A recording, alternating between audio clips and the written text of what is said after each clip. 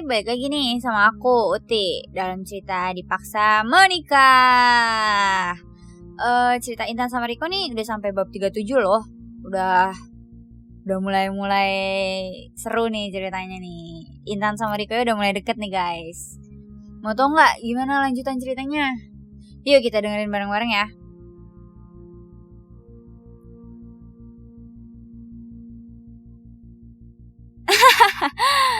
Kamu berpikirnya jauh banget sih. Aku cuma mau keluar negeri. Kan gak mungkin aku ninggalin kamu di sini sendirian. Yaudah, bukunya semuanya bawa. Nanti kamu di rumah bapak ya. Kamu belajar di sana, oke? Ucap Riko sambil mengelus puncak kepala Intan. Oh, balas Intan sambil mengunyah makanannya. Setelah sarapan, Intan mengepak bukunya dan beberapa pakaiannya serta kebutuhan lainnya di kamarnya. Riko menunggunya duduk di tepi ranjang Intan sambil membalas email yang masuk melalui ponselnya. Setelah semua beres, Riko membawa barang bawaan Intan ke dalam mobilnya, lalu melajukan mobilnya ke rumah Pak Ramli. Sesampainya di rumah Pak Ramli, Riko membawakan barang Intan masuk ke dalam kamarnya. Intan pun mengikutinya. Mas Riko berapa lama perginya? Tanya Intan ingin tahu. Kayaknya kurang lebih seminggu deh. Oh ya nih uang belanja kamu ya. Sama uang jajan. Balas Riko sambil menaruh barang Intan lalu mengeluarkan uang dari dalam sakunya sebanyak 2 juta rupiah.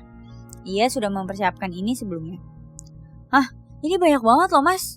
Tanya Intan sekaligus senang. Ya kan kamu istri aku. Emang gak boleh aku kasih uang banyak-banyak ke istri aku?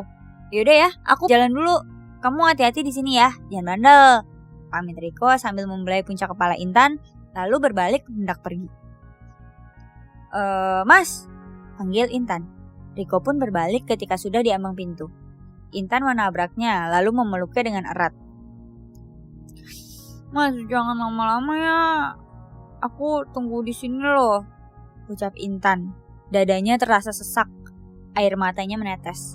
Riko pun membalas pelukan Intan lalu mencium keningnya. Intan menengadahkan kepalanya, Riko menghapus air mata Intan dengan ibu jarinya. Udah, gak usah nangis.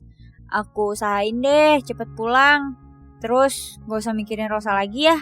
Aku udah gak sayang sama dia, apalagi cinta, ucap Riko. Intan pun menganggukkan kepalanya. Riko memegang dagu Intan lalu mencium bibirnya dengan lembut. Intan memejamkan matanya menikmati ciuman Riko yang tidak menuntut seperti biasanya. Riko melepaskan ciumannya saat merasakan Intan sudah kehabisan nafas. Yaudah aku pergi dulu ya, dadah. Pamit Riko sambil tersenyum lalu keluar dari kamar Intan. Intan mengikutinya hingga halaman rumah dan menyaksikan kepergian Riko hingga mobilnya tidak terlihat lagi. Hati Intan merasa sedih. Ia sudah terbiasa dengan kehadiran Riko di setiap waktunya. Tiba-tiba Riko harus pergi dalam waktu yang cukup lama.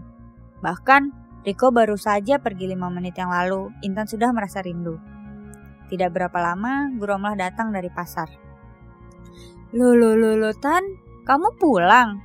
Kenapa? Tanya Bu Romlah heran melihat Intan di rumahnya dengan mata sembab.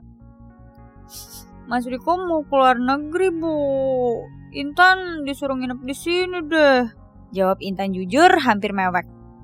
Ya, terus kenapa kamu nangis? Tanya Bu Romlah penasaran karena jarang sekali, bahkan hampir tidak pernah melihat anaknya menangis kecuali waktu bayi. Intan sayang sama Mas Riko, Bu. Balas Intan lalu menangis. Sabar. Baru ditinggal pergi gitu aja udah nangis. Ucap Bu Romlah menertawakan Intan. Intan pun jadi cemberut. Sementara itu, Riko mengemudikan mobilnya ke bandara sambil menelpon Romi untuk menangani urusan perusahaan selama ia pergi ke luar negeri. Ia akan menemui Rosalinda dan memberikan kejutan dengan kedatangannya yang tiba-tiba tanpa pemberitahuan sebelumnya. Ia sudah tidak sabar untuk segera mengakhiri hubungannya dengan Rosa secepatnya. Ia tidak ingin ada salah paham lagi dengan Intan. Sekarang ia menyayangi Intan, entah itu karena seringnya berinteraksi atau karena Intan sudah menjadi istrinya. Baginya, Intan sangat lucu. Selalu membuat hatinya senang meskipun kadang juga menyebalkan karena tidak patuh terhadapnya.